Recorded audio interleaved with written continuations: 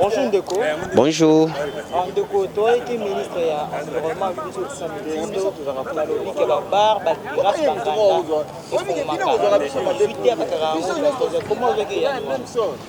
as bon, tu y mis en mais et ça la passe. Et tout ça la passe, c'est pour nous, comme on a des Chinois, des Messani, Moussale Zate. Et comme distraction à bango akeba avandi amela moi loko na moi bouteille na moko mais loko la ministre Azu Mokano ba li bato ba okamba ekolo comprendre ce qui appelle si mitindo et sengende koto ça mais bato bazo contredit ba ibake mobeko kalaka mobeko mboka obonga te na ndenge tozalaka mboka ebongi déjà maintenant photo to sande bato bazo sala bache ministre moko ba lobi totosi bozela te que non o kaka Félix aloba non Félix a kolobana sous ya batouana. Et ça déjà kobonga ya o bato bandako zelana. Et ça normal, bar efungwa maka 18h et quand maka 23h parce que même na ba poto to voyage aka. Tout le monde na ba poto au monde bah il faut un week-end, ce n'est pas tous les jours. Mais bah tu le bango, nini samedi na dimanche, bah faut un aérobaling. Mais il faut bana, bah na maman les bigistes, bah bana no côté bah mon bah ils ont libanda. Mais bigis ça na bakat. Moke beaucoup de la bigis. Et ça est bandelite. Et ça bongo. Merci. C'est bon. Baba, quand on bonjour. Bonjour. On vous appelle comment? Je m'appelle Patrick Mwamba, je suis journaliste. Êtes-vous d'accord avec la décision que le ministre avait prise pour l'ouverture de bars de 18h et 13h? Êtes-vous satisfait de cette décision? Donc vous me posez la question si je suis d'accord avec la décision du ministre de l'Environnement, le ministre provincial de l'Environnement qui vient de décider, qui vient de réglementer les aires d'ouverture de bars dans la ville provinciale de Kinshasa. Bon, c'est tout à fait normal parce que c'est pour préserver notre environnement. Vous savez, quand vous regardez la ville de Kinshasa, il y a un peu ce qu'on appelle excès de zèle.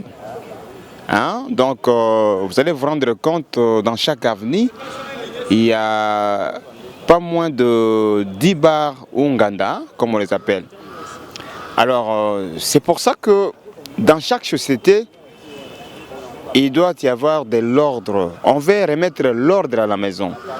J'appuie la décision du ministre dans la mesure où ça va nous éviter beaucoup de déshabits et c'est pour notre bien, notre sécurité. Mais pourquoi ne pas commencer par les églises? Parce que les églises aussi, des bruits dans les quartiers, il n'y a pas moyen de dormir. Ça ne pouvait pas commencer d'abord par l'église ou comment? Moi je pense qu'il ne faut pas extrapoler. Quand on a commencé avec le bar ou l'enganda, l'essor des églises, peut-être on est en train d'examiner parce qu'on ne peut pas s'attaquer aux églises comme ça, c'est comme si c'était quelque chose de légèreté. Non. Je crois que le ministre de l'Environnement, c'est un responsable. On peut toujours peut-être organiser des rencontres avec des pasteurs responsables de chaque église, voir un peu comment réglementer ce que vous appelez tapage nocturne. Merci. Merci. Bonjour. Comment on a un artiste d'hier love artiste soit simpli wala mobimba.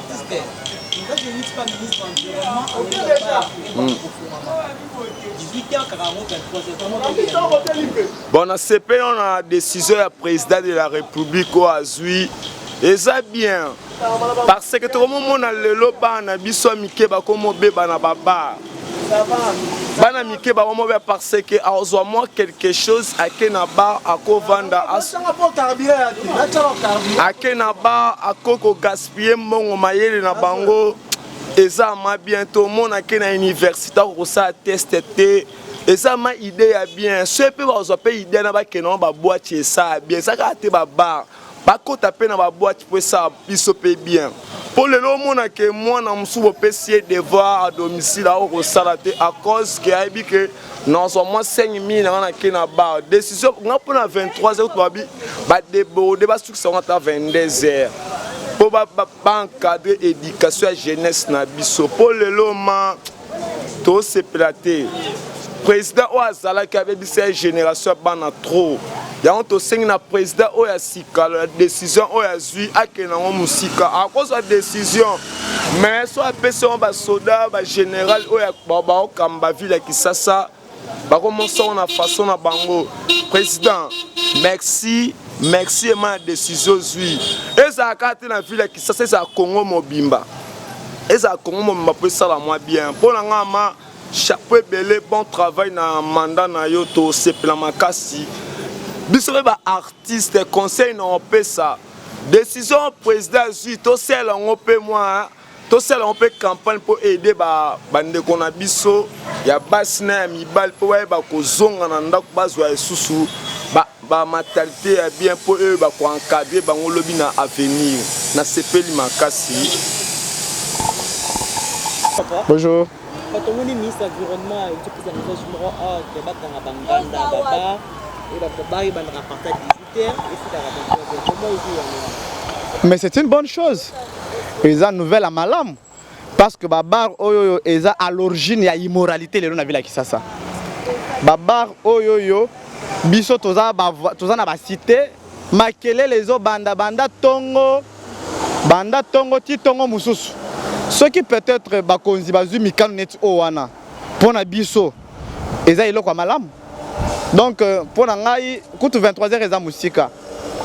Pas seulement que bazwa mikanu ya kokanga babar na ba air moko. Et aussi batala âge ya batoyo ba esengeli bakota babar wana na ba terrasse wana. Et non plus bana classe bazo kota bango na babar. Donc il faudra que ba mesure wana s'élargir jusqu'à un certain niveau de choses. Juste pour aider notre population bana na biso à un bon encadrement pour na babar wana makele le tobaye tolembiango. Mwana mboka to mona ra na Congo bandili kambo me bakomaka na suka te. Bakosuka na nzela te.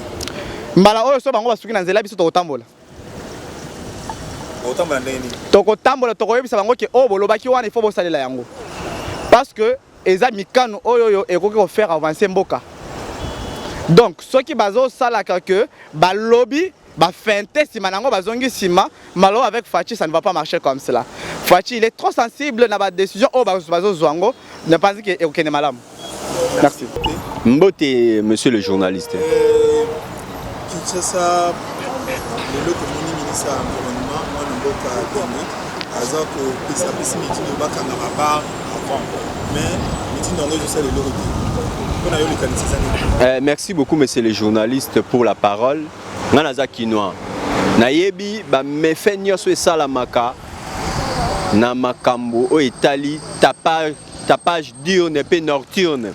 O eza di na ouverture ya bar ezo banda tongo e kangamaka te.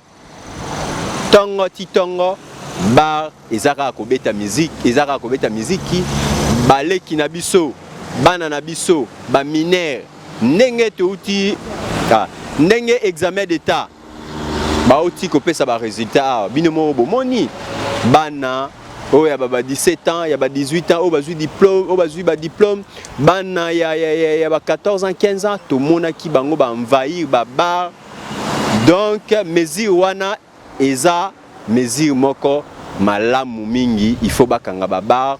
Problème ya immoralité eza na mboka bar nde eza ko accentuer yango. Et puis na lingna lo baboye monsieur le journaliste ba loi wana o eza ko pekisa ko fungola bar tongo ti tongo mususu ezalaka nango déjà ezalaka problème application depuis époque ya Mobutu loi wana ezali ba appliquer ndete il y a trop de largesse de la part ya ba dirigeant na biso maintenant ba bandi yango boy o mona kaka après mikolo batiki na bango balobaki ba mama bateka lisusu te balobaki ba mama bateka lisusu na banzela te mais kende na Pascal bazawana. Donc tu comprendre une sorte ya incapacité et côté là ba kondina biso soki bazui ba mesure ba komisa yango na sukate. En tout cas pour na baba en tout cas j'encourage vraiment le gouvernement provincial à kende na applique pour ezaka application ezali kambo lelo te ba loi wana existera déjà ba appliquer yango tina suka eloko na koyiko loba yango wana. Bonjour papa. Papa tomoni ministre ya environnement a fait ntango ke baba ebanda komama 18h bakangaka yango 23h komo ozwi ya douane. Mais papa na place wana ngai napesi ye coup de chapeau pamba te mboka ekoki kotambola na kati ya désordre te. Mboka esengeli etambola na mibeko na yango. Mboka esengeli efanda de 6h jusqu'à 18h efanda kimia pamba te bato basala misala baraisonne ndenge nini ya kolesa mabota mpe ya kosala misala de 18h jusqu'à 21h. C'est tout à fait normal ngai na appuyer mpe na pesi coup de chapeau na décision oyo azwi ezali malamu pamba te soki tostamboli bongo te mboka kotambola mabe. En tout cas, nous sommes d'accord parce que mboka etambola malamu papa. Suka ya message na nga na pesi pona population yangwana. OK, merci.